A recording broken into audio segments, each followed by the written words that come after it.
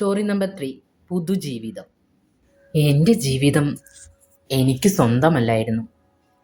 എപ്പോഴും ഇപ്പോഴും ഈ ജീവിതത്തിൻ്റെ അവസാന നാഴികകൾ എണ്ണി തുടങ്ങിയിരിക്കുന്നു.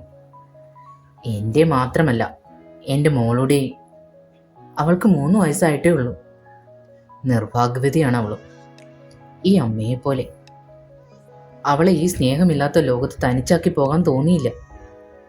അതാ എൻ്റെ ജീവൻ്റെ ഭാഗമായ അവളെയും എൻ്റെ മരണത്തോടൊപ്പം കൂടെ കൂട്ടിയത്. കുടുംബം, അതായിരുന്നു എൻ്റെ ഏറ്റവും വലിയ സ്വപ്നം.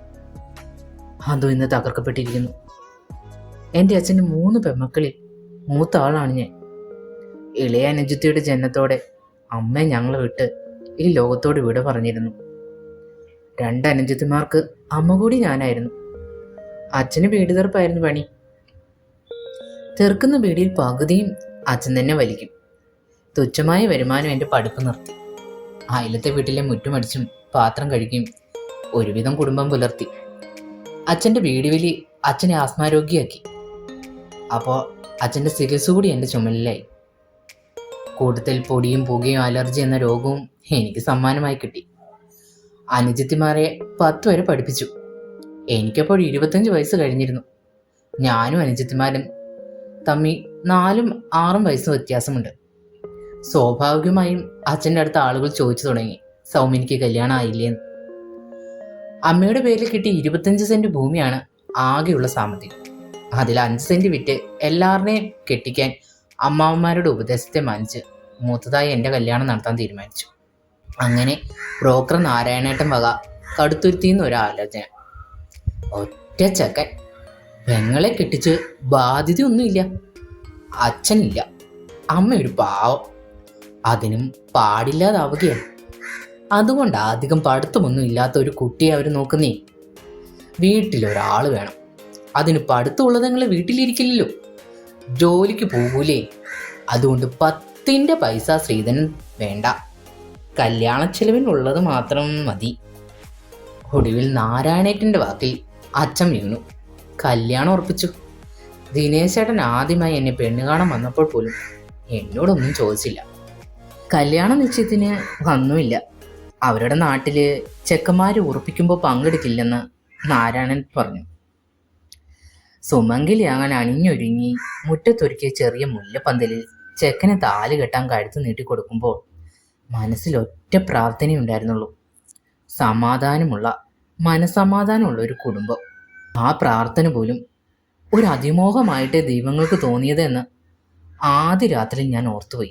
ഒരുപാട് സ്വപ്നം കണ്ട ആ രാത്രി കൺമുൻപിൽ തകർന്നു വീണുടയുന്ന കണ്ണാടിച്ചില്ല് പോലെയായി.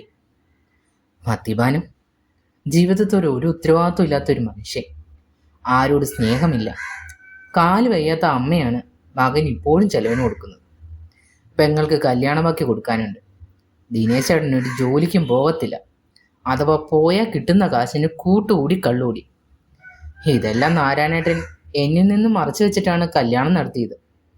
പിന്നീട് ഞാൻ അറിഞ്ഞു, ദിനേശ് ചേട്ടൻ്റെ അമ്മ എൻ്റെ അച്ഛനോട് എല്ലാം പറഞ്ഞായിരുന്നു. എന്തിനാ അച്ഛാ എന്നോട് ഇങ്ങനെ ചെയ്തത് എന്ന എൻ്റെ ചോദ്യത്തിന് അച്ഛന് മറുപടി അതിലും ക്രൂരമായിരുന്നു. പിന്നെ സമ്മതിക്കാതെ? പഠിപ്പും പണവും ഇല്ലാത്ത നിന്നെ പിന്നെ ആര് കെട്ടിക്കൊണ്ടു പോകും?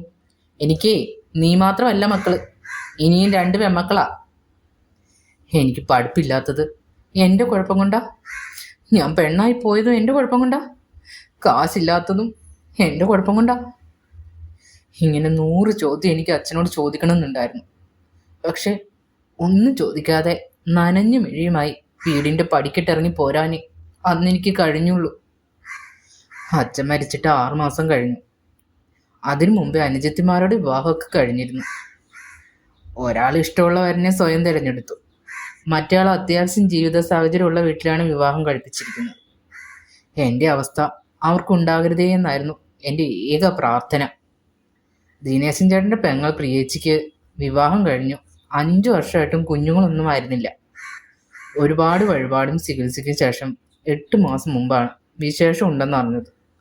അന്നു മുതൽ എല്ലാവരും വലിയ സന്തോഷത്തിലായിരുന്നു. ഇതിനിടയിൽ എൻ്റെ അച്ഛൻ്റെ പേരിലുണ്ടായിരുന്ന 10 സെന്റ് സ്ഥലവും വീടും കാലശേഷം ഞങ്ങൾ 3 പെൺമക്കൾക്കും തുല്യമായി ഭാഗിച്ചിരുന്നു.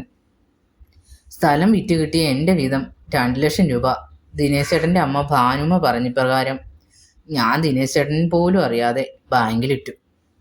എൻ്റെ ആകെ സമ്പാദ്യം, ആശ്വാസവുമായിരുന്നു ആ തുക.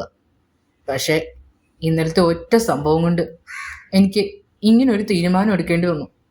മോൾക്കൊപ്പം എൻ്റെ ജീവിതം അവസാനിപ്പിക്കാൻ ഞാൻ തീരുമാനിച്ചു. തൻ്റെ പൊന്നോമനയെ നെഞ്ചിലടക്കി പിടിച്ച് അവൾ തൻ്റെ ജീവിതം അവസാനിപ്പിക്കാൻ തീരുമാനിച്ചതിൻ്റെ പിന്നിലെ കാരണം എന്താണ്? ദിനേശിൻ്റെ കുടുംബം എന്തു ക്രൂരതയാണ് അവളോട് കാണിച്ചതെന്നറിയാൻ കാത്തിരിക്കൂ. പുതുജീവിതം കഥയുടെ ബാക്കി ഭാഗം ഉടൻ.